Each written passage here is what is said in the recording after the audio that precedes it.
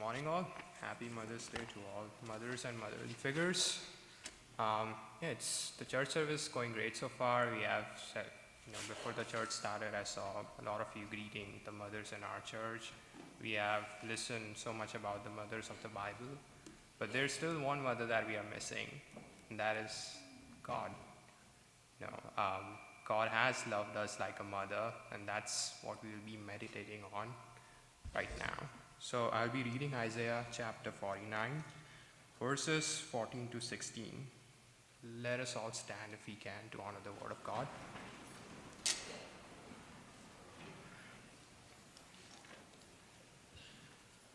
Isaiah chapter 49, verses 14 to 16.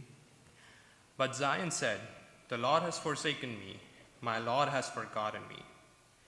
Can a woman forget her nursing child, that she should have no compassion on the son of her womb? Even these may forget, yet I will not forget you. Behold, I have engraved you on the palms of my hands. Your walls are continually before me. This is the word of God for the people of God. Please be seated. Thank you. So, bit of recap what's going on in Isaiah 49 for us to understand these three verses that we read. So Isaiah 49 is a prophecy. It's about the prophecy of Christ. In verse 6, you'll see the prophecy that Christ is about to bring the salvation to the entire world. In the next verse, in 7, you'll see that God has chosen Israel to bring the fulfillment of this prophecy. And on verse 8, you'll see that Israel is the covenant to the people around them. Like, they are the light bringers. They are the ones who are supposed to spread the gospel when it comes into its fulfillment. Now we are living in the fulfillment of Christ. This prophecy is fulfilled, but the point still stands. So all of these prophecies, that's a really good thing for Israel. They are, this is a great thing, salvation for the world. It's a great thing, and God had chosen Israel for that. And you should be happy, but that's not what we see. We see that what Zion says, that the Lord has forsaken me, the Lord has forgotten me. Such a buzzkill, like there's also happy stuff, and Zion is just like, or Israel is just like, no, God, I'm sad, this is not working. Why does it say that? Why does Israel say that? What really Israel is saying that, I see you, I hear you, God. You have all these prophecies, they are great, that's for future. But what about now? When this prophecy was written, Israel was in Babylon. It was exiled. Israel needed that saving at that moment. Israel needed that saving from the tragedy, the promises, the blessings at that moment. So it's just like Israel saying, I hear you, God, that you have plans for me. Good plans for welfare, but what about now? I'm in tragedy right now. I am in sorrow right now. And isn't that what we all say to God as well? As Christians, we have the promise that Christ will come again. We will go into heaven in the future. We have personal promises and convictions as well. But what about now? Some of us are still struggling with, living by paycheck to paycheck. Some of us are struggling with diseases, and, we have the promises in the Bible, but all of us are waiting on, like, what about now? I'm going through it right now. Where are you, God? And that's where we see verse 15. Can a woman forget her nursing child, that she should have no compassion on the son of her womb? That's God's response to Israel's, or even our painful question to God. God does not, throw a fit of anger. He's not like, I have done so much for you, and this is what I get. Like, you just feel forsaken. You feel like, do you not see that what I have done for you? That's not how God reacts. He's not angry. And he also does not, just state it like, oh, I have loved you. He forms it as a question. He could have just said, like, I have loved you like a mom. I've loved you like a mother. But he asked a question so that, they can challenge. He can challenge the Israelites. He can challenge us to think of how God has loved like a mother. Like any metaphor, there are infinite relations, and there will be many plausible ones. I'll be just saying three.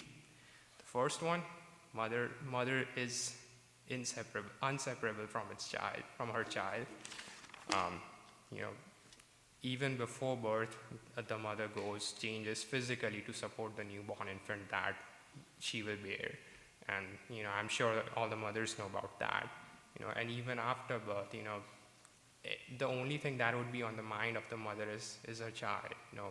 Is the child sleeping? Is the child well fed? Is the child happy? Is it annoyed? That's all that goes on in the mind of the mother. And that's how we are to God. Romans 8:38-39 says, "For I'm sure of this, that neither death nor life and so on will be able to separate us from the love of God." That's how inseparable we are from God. He's like a mother in that way, that we are inseparable. The second way is, every relationship is a bit of give and take, even marriages. If there's no give and take, the relation wouldn't last. And a mother and infant is also like that. The mother is all give, the baby is all take. And that's our relationship with God. We can't give anything back to the God. Especially in the metaphor here, it's a nursing child. It's not like the kid is an older kid. Like maybe these kids, they help their mom. That's kind of something giving away. Or like older kids who aren't, they can give some of their money. But like this here, it's a nursing child. There's nothing possible that the kid can give it to mother. That sums up our relationship with God. We can do nothing, yet He loves us. So it's all about, us as infants taking from God. And last thing is sacrificial love. If there's any love that we assign sacrifice to, is mother's love first. Dads are there as well on the line, but we usually think about mom first when we are talking about sacrificial love. Mother sacrifices a lot. In that time, they would probably sacrifice sleep. They would sacrifice social life. The moms of modern times, they sacrifice even a lot. They are working women. They sacrifice their careers. They sacrifice, just a lot. And, in the same way, God had sacrificed a lot for us. And what was that? That was His Son, Jesus Christ. But more on that later. So these are three ways, For the sake of time, I'm not taking you in depth. It's a question. It's a question for us as well. So you guys feel free to ponder, how is God like a loving mother? But you see, if you're satisfied here, this is still just a response to the question. God is just talking. And 1 John 3:18 says that, love with words is fine, but there has to be actions to support that. And where do we see the action? And it's right in the next verse. "Behold, I have engraved you on the palms of my hands. Your walls are continually before me." This is God showing His action, His love in action. We would think, oh, it's such a cute metaphor. God has written our names, tattooed our names on His palms, so He can always look at it and feel happy about us. But that's not exactly technically correct. It doesn't say like, "I have written your names on the palms of my hands." It's not that I have tattooed your names. It's engraved.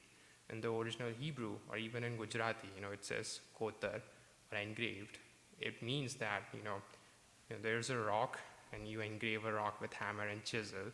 And that's how God has written our names on His hand, piercing through the hands, piercing His palms with a hammer and chisel. Does that seem familiar? If not, let me take you to the New Testament, where we see a doubting Thomas. After Jesus Christ's crucifixion, the disciples were scattered, and they were like, "Oh, where is Jesus? He was supposed to be the king. He was supposed to be the Messiah, but now He's dead, and it's been 3 days. Nothing has happened." There's Thomas feeling forsaken and probably wondering, "Where are you, God? You were supposed to be here." And then Jesus shows up. What does He say? "Look at the palms. Look at the holes in my hand." That's what Jesus went through for Thomas, for His disciples, for us. That's what God went through Jesus Christ. God, as Jesus Christ, sacrificed Himself for us so that, we don't have to suffer the consequences of our sin. He was forsaken. He was actually forgotten on the cross so that we may not be forsaken or forgotten when we are in need. He was forsaken on the cross for once and for all so that we may never be forsaken ever. Even in the times when you feel God is distant, He is right there. That is because of Jesus Christ. So this Mother's Day, that's great that you're celebrating all your mothers, but take it next level. Find some time to, think about, ponder about God as your mother as well. He's the Father, and, we are so used to of thinking Him as the Father, as He is. We never think about the motherly love that God has loved us with. So that's the meditation. May God bless you all.